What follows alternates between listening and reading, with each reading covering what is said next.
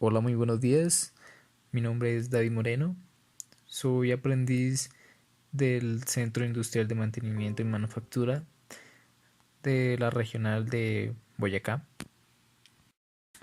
Bueno, en este video les vengo a hablar sobre algunos componentes básicos, con su simbología y su función que cumple en un circuito y cómo funciona. Bueno, comencemos con uno de los componentes más básicos, la resistencia. No es solo uno de los más básicos, sino también es uno de los componentes más conocidos por el público. Bueno, ¿qué es una resistencia? Una resistencia, o también llamado resistor en inglés, es un elemento eléctrico que causa oposición al flujo de la corriente, causando que en sus terminales aparezca una diferencia de tensión.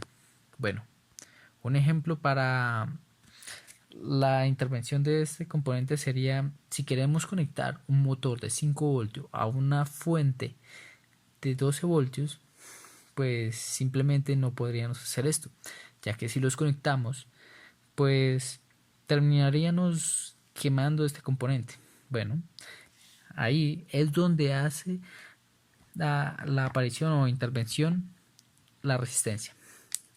Bueno, conectamos la fuente y conectaríamos en el polo positivo la resistencia.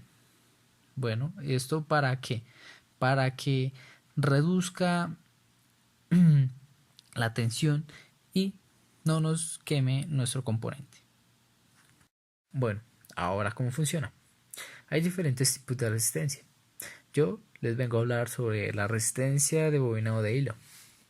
Bueno, fueron los primeros tipos en fabricarse y aún se utilizan. Están constituidos por un hilo conductor de níquel. Está embobinado de forma de elipse o espiral, a modo de rosca de tornillo, sobre un sustrato cerámico. Bueno, ¿por qué disminuye el voltaje?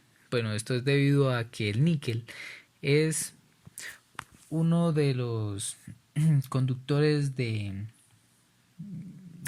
baja conductividad. Y bueno, al pasar el voltaje por el conductor de níquel, pues este disminuye su intensidad. Bueno, no siendo más, en la parte superior encontraremos la simbología de la resistencia. Recordemos que una resistencia no cuenta con polaridad. Y bueno, podemos calcular su total de ohmios dependiendo la barra de colores. Bueno, el siguiente componente electrónico son los diodos. Bueno, ¿qué son? Son dispositivos electrónicos de dos electrodos, o sea, ánodo y cátodo, que, que por él circula la corriente en un solo sentido. Bueno, ¿cómo funciona? Este componente funciona mediante el uso de materiales semiconductores. Estos actúan como aislante eléctrico, pero que bajo ciertas circunstancias pueden actuar como conductores, em, como, como por ejemplo aplicarle un campo magnético, cierta temperatura o al ser impactados por radiación, entre otros factores. Bueno, el diodo semiconductor utiliza dos semiconductores, donde uno tendrá un exceso de electrones libres donde este recibe el nombre de semiconductor tipo N, o sea, negativo. Mientras que el otro semiconductor tendrá una falta de electrones y por eso lo llamaríamos semiconductor tipo P de positivo. Y al tenerlos unidos no pasa nada. Pero si conectamos el polo positivo de una batería al semiconductor tipo N, pues tampoco pasa nada, ya que los electrones del semiconductor tipo N se unirán con los protones del polo positivo de la batería. Bueno, pero si invertimos la batería, pues esta atravesará al semiconductor tipo P y llegará al otro extremo del cable. manteniéndolo constante y en una sola dirección. Bueno, los condensadores. ¿Qué son los condensadores? Pues el condensador es un dispositivo muy utilizado en aplicaciones de circuitos eléctricos, pero ¿qué función cumple en el condensador en un circuito? Pues se puede decir que un condensador es un elemento capaz de almacenar pequeñas cantidades de energía y devolverlas cuando sea necesario. Bueno, para entender el funcionamiento de este condensador es necesario simplificarlo, quedando con tres simples placas, como podemos observar en la imagen de la derecha de la pantalla. Bueno, en la parte del medio tendrá una placa de vidrio y en sus dos extremos tendrá una placa al lado derecho y una al lado izquierdo de metal. Bueno, estas placas van a ser sometidas a un voltaje, puede ser, digamos, una batería de 3 voltios. Se va a conectar polo positivo a una placa y polo negativo a otra, eh, con el objetivo de que se cargue. La dejamos, digamos, unos 5 o 10 segundos. Después quitamos la batería y colocaremos, digamos, un diodo LED. Este se encenderá durante 3-5 segundos. Bueno, esto es debido a que las cargas se acumulan en las placas de metal, ya que estas no pueden atravesar el vidrio.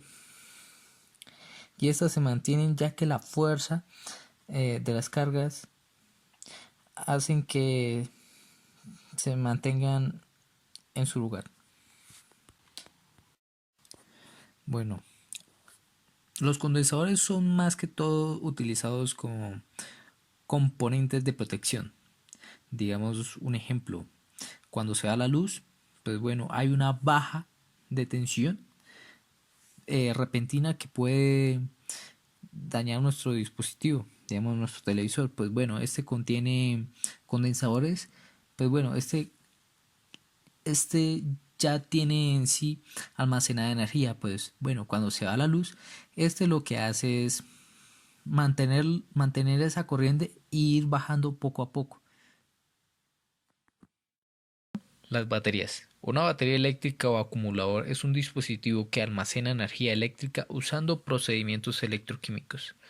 Bueno, la pila se denomina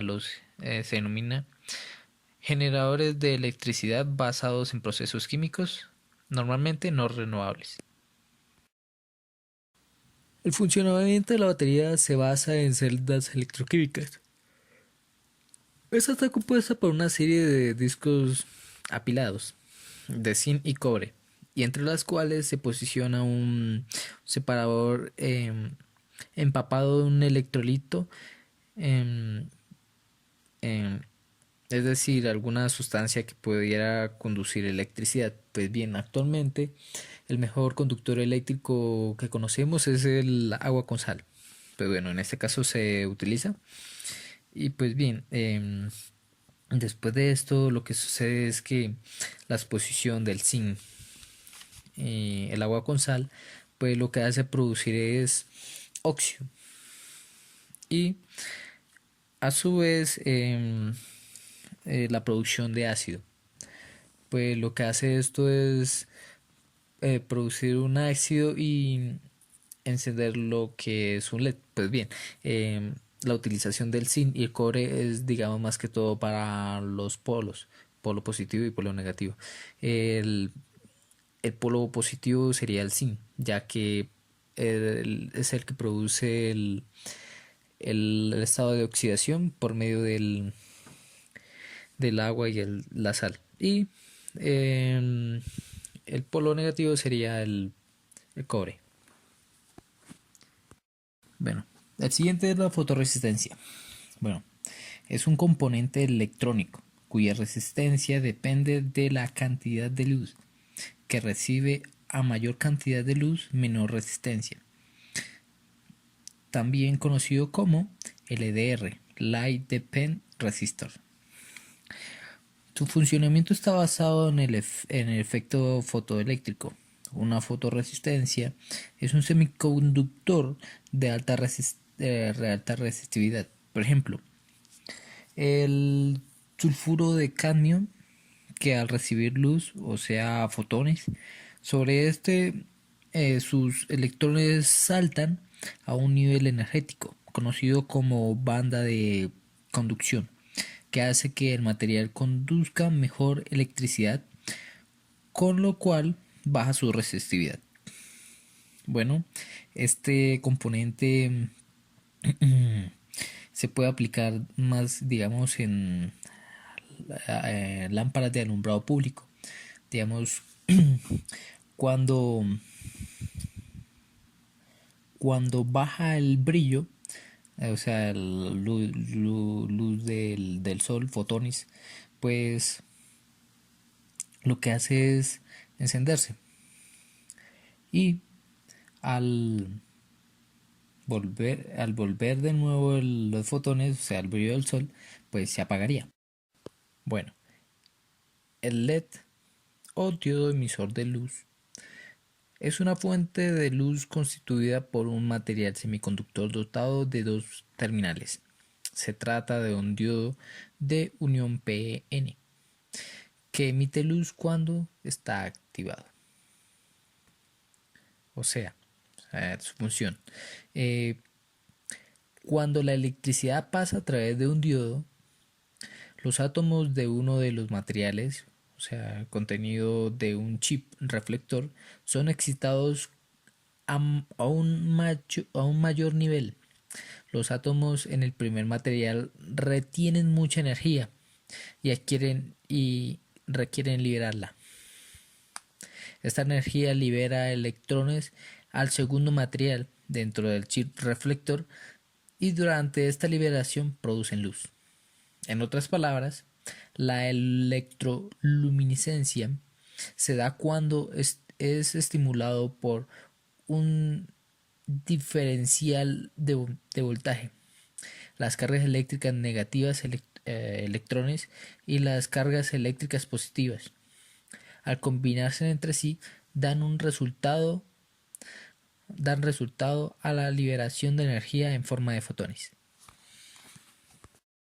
Último y no menos importante, el potenciómetro. Bueno, los sensores de desplazamiento resistido son comúnmente llamados potenciómetros. Un potenciómetro es un elemento electromecánico que posee un conductor eléctrico en contacto con una resistencia sobre la cual se desliza, estableciendo una resistencia de acuerdo a la posición o ángulo. Bueno, comúnmente estos potenciómetros tienen una aplicabilidad en la actualidad. Más que todo son utilizados para variar voltaje y son aplicados, digamos, en radios, digamos, para variar el voltaje de un amplificador. Entre más voltaje tenga, pues las bocinas van a sonar más duro. Bueno, hemos llegado al final del video. Espero que les haya gustado. No olviden darle like, suscríbanse. Pues bien, traté de agilizar lo más posible para no alargar tanto el video. No siendo más, pues bye bye. Hasta luego. Hasta la próxima.